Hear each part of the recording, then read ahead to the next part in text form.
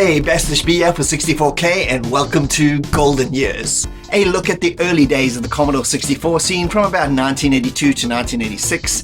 In particular, I'll be having a look at different small companies that came and went in a flash, but still left a major mark on the C64 gaming scene. And this first episode features the UK company Taskset. So let's go back and find out a little bit more about their origins. Taskset was founded in 1983 in Bridlington, Yorkshire, England by Andy Walker, who had become its managing director and lead programmer. But first, let's rewind the story a little bit to a few years earlier when Andy became fed up working his dead-end civil service job and decided to leave it to pursue his true passion, making video games. He set up AW Electronics in 1981 with the purpose of creating arcade games. His big hit came in 1982 with the release of The Pit, which got published in the US by Centauri and Taito in Japan. It was designed by himself and Tony Gibson, and was released within the same 2-month window as Dig Dug by Namco. Atari, Dig Dug's arcade US distributor, threatened legal action against Centauri. Fortunately for Centauri, they had patented the game 1 month earlier before Dig Dug hit the US scene. Andy felt they had cloned The Pit, which he said was demoed way earlier for arcade distributors, which both Atari and many Japanese companies attended. He became very disillusioned with the endless cloning and unoriginality of the early arcade scene and left it all behind. He really felt that gaming's future was in fact in the home, and with the upcoming microcomputer boom of the early 80s, it was time to take advantage of the real future of gaming. Taskset was then founded in 1983 in Andy's hometown of Bridlington, a seaside vacation getaway for many a British family at the time. The company was set up on the second floor of his wife's bookstore at number 13 High Street, with Andy and Tony heading up a small team of enthusiastic programmers. Their mantra or focus was to make original, creative games, the opposite of what he felt the arcade scene had become. The choice of which microcomputer to put their efforts behind was decided very quickly, with the C64 winning out over the ZX Spectrum, which Andy felt was not really designed for the games they wanted to make, both visually or in the audio department. Their first game release, ironically, was not for the C64, but instead the Auric, which Andy really loved. It was called Dig Dog, a total FU to arcades, Atari and Namco, and a clone of both The Pit and Dig Dug, with Heesware in the US converting The Pit to the C64 as well in 1983. The arcade endeavor had finally come full circle and put to rest. They were now ready to forge ahead on the C64 with their unique brand of original titles. And now that we know a little bit more about the company, let's go through all their games. Everything released from 1983 right up to 1986.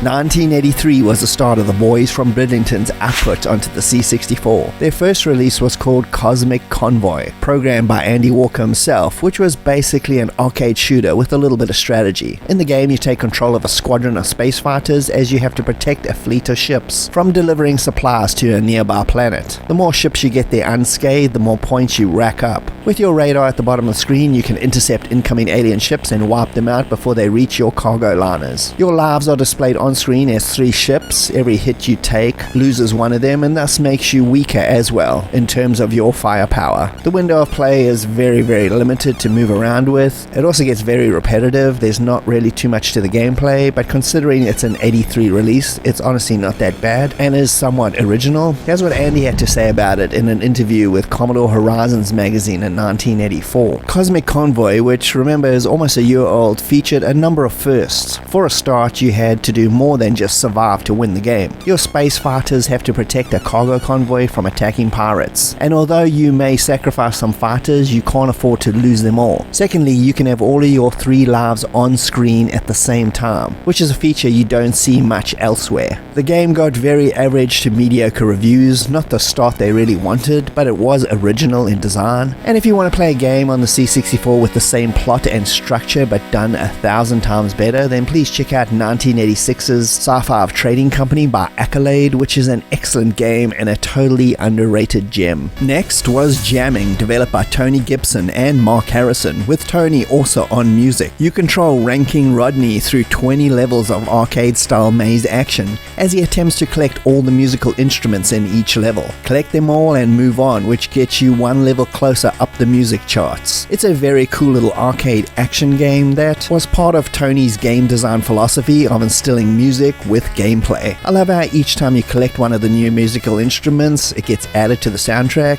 There was literally nothing like that at the time. I played this at my friend's house in circa 1983 and we didn't know what was going on at first, but once we understood that it was all about matching colors to move around the board and dodge enemies, the collecting gameplay really kicked in, and that music, although simple by C64 SID standards, was really catchy and a big part of its personality. Here's Andy on his thoughts on jamming. Nobody had driven the C64 sound chip like that before. Jamming has a drum, bass and melody line, and it all keeps time with the action. It's truly interactive. There's no killing involved either. Just collecting instruments so that they'll play to you. And the baddies are just bum notes. It was a great little arcade romp with wonderful, colorful graphics and a great music beat, and would ultimately be part of a trilogy of music games by Tony, although only one of them was part of the Taskset released legacy. And lastly for 1983 was Super Pipeline, also known simply as Pipeline, developed by Andy with Paul Hodgson on music, a total throwback to arcade gaming 100%, and would not have looked out of place at your local cafe circa 1983. It put you in the role of Plumber Fred and an assistant that has to fill up a barrel of water on each of its 16 levels, but you are constantly getting sabotaged by creepy little men breaking holes in the pipe,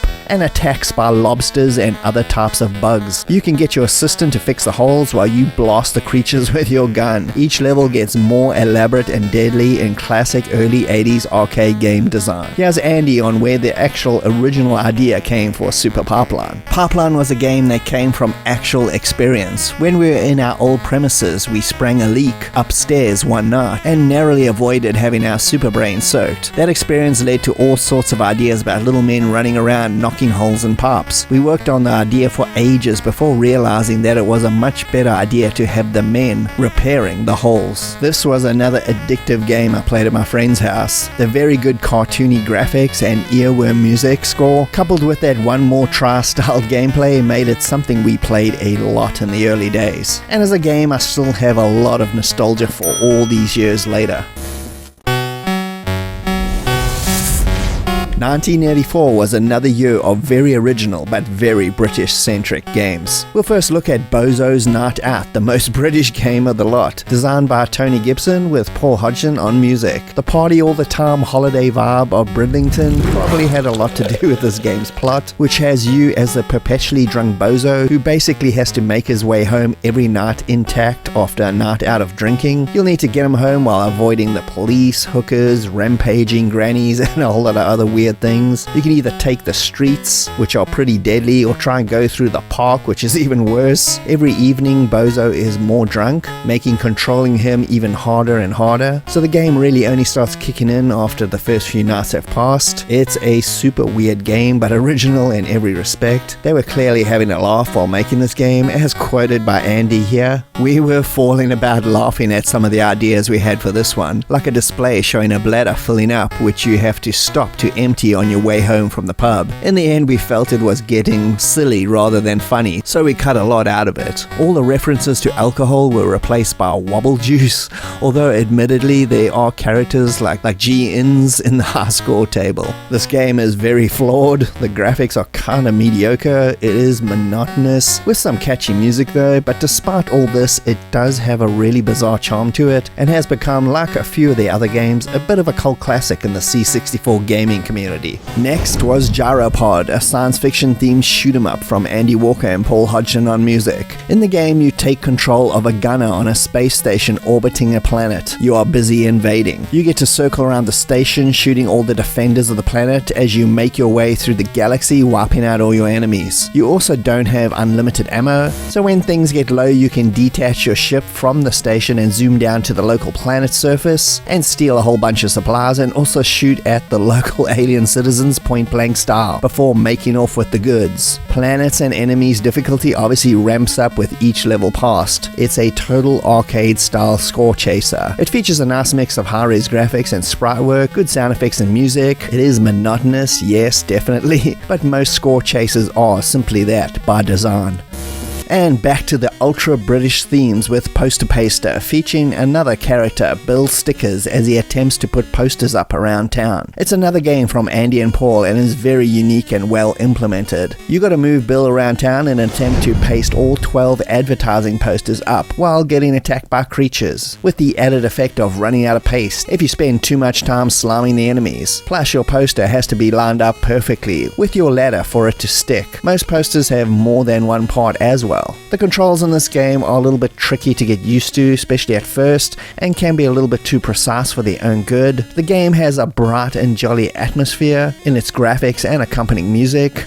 It's another game that is completely unique in style, unlike anything else out there in 1984. And the final game for the end of 84 was also the beginning of the end for Taskset, called Seaside Special, headed up by Tony Gibson on code and music. The game puts you in the shoes of Radium Rodney as he attempts to pick up radioactive seaweed from the Rottaway beach, and then take the seaweed to 10 Downing Street and throw it in the faces of politicians as a protest. The game by design was a social and environmental statement by Tony, as he was a supporter of the Green Party. It was a jab at the government and the nuclear power plant leak at Sellafield in England. Tony wanted part of the profits from the game to be donated to his causes, but Andy felt it was unnecessary as the whole game was already a political statement, besides the fact that the profit margins were still slim in these early days. In the game, you got to grab 10 pieces of radioactive seaweed off the beach while avoiding enemies, then head on to Downing Street and throw them at every politician who looks out the window. The further you get and the more seaweed you pick up and throw in the faces of politicians, the sicker they get and start fighting back. The final boss of the game is Margaret Thatcher. Take her out and you win. The donation part was ultimately rejected by Andy.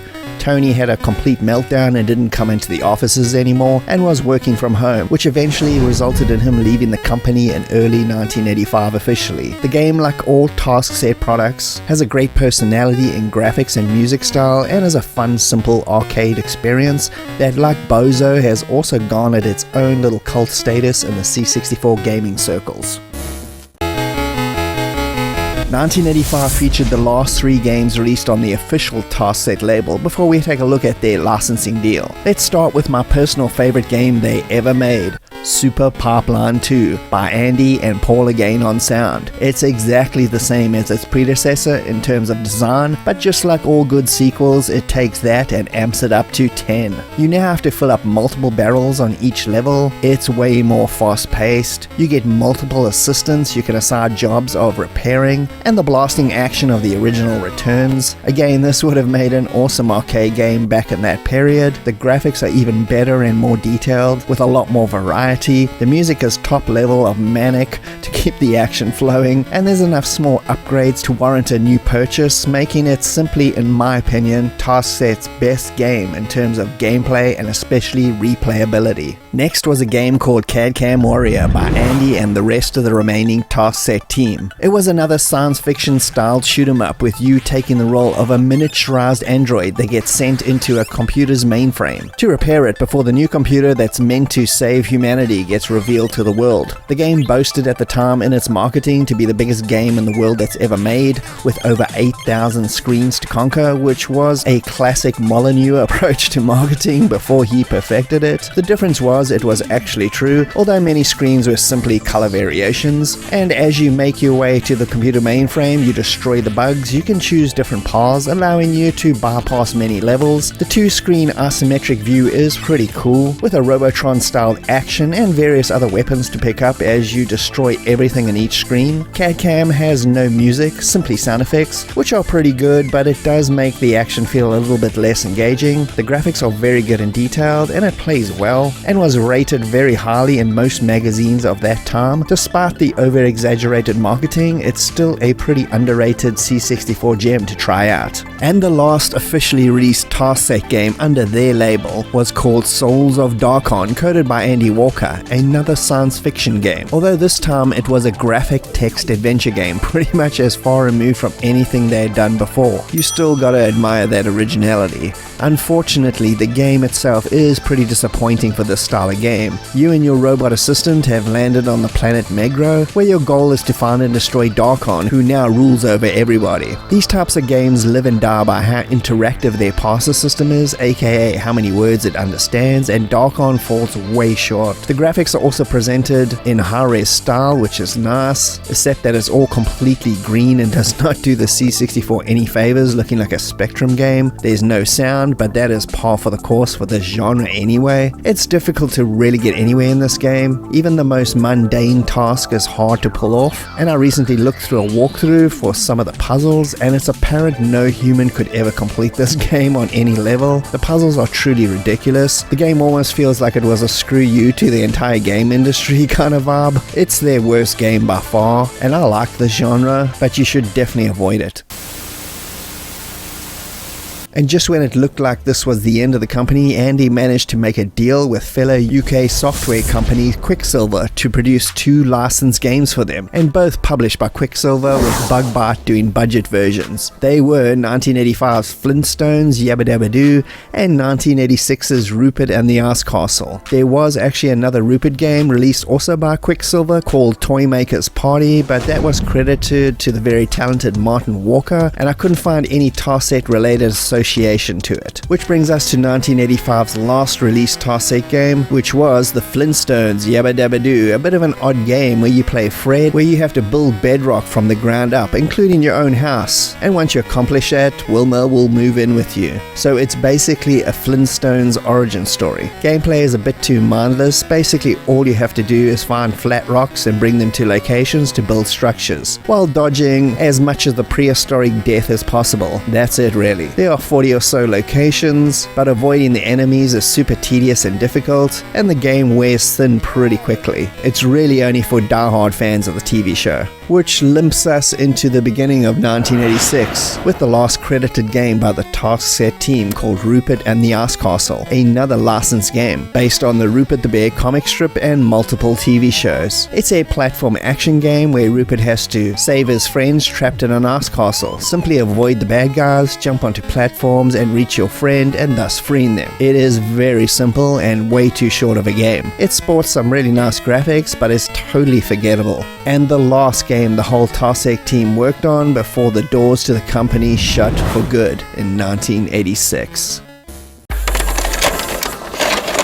And with the Quicksilver license contract over, Taskset was done, and the company closed up shop in 1986, with the remaining members all going their separate ways. It was ultimately a victim of many causes: the massive fallout between Andy and Tony, not expanding the business fast enough and relying solely on the UK gaming scene, the rise of software piracy, and the simple fact that their games were basically a little bit too British, making their broader international appeal simply not exist. Tony Gibson, who had officially left in 1985, teamed up with Virgin and released the excellent Ghetto Blaster, a really original game featuring music at its core, as well as Beat It, the sequel to Jamming done for Mastertronic. Both of these games were Taskset in style through and through, and if the fallout between Andy and Tony never happened, these would have been 2 more classics in their back catalogue. Andy Walker and Paul Hodson went on to work together on Uchimata for Martech, a pretty good judo simulator, as well as they both worked partially on the very good C64 conversion of Dragon's Lair by Software Projects. Despite its very short-lived nature of 3 years, they did manage to not only stick to but accomplish their goal of original, unique games. Not all winners, but overall an impressive output nonetheless. And I'll leave a quote here from Andy to finish it all off. Our reputation is built on team effort, the burning of much midnight oil, and a portfolio of varied games. People have been telling me since 1981 that the games boom was over, but I don't see any signs of it finishing. And that's it. I hope you enjoyed this little look at Taskset, a really underrated C64 company. Thanks for joining me, Bastish B, for 64K. I hope you had a good time. And if you can please like and subscribe, that would be greatly appreciated. And I'll see you next time. Cheers.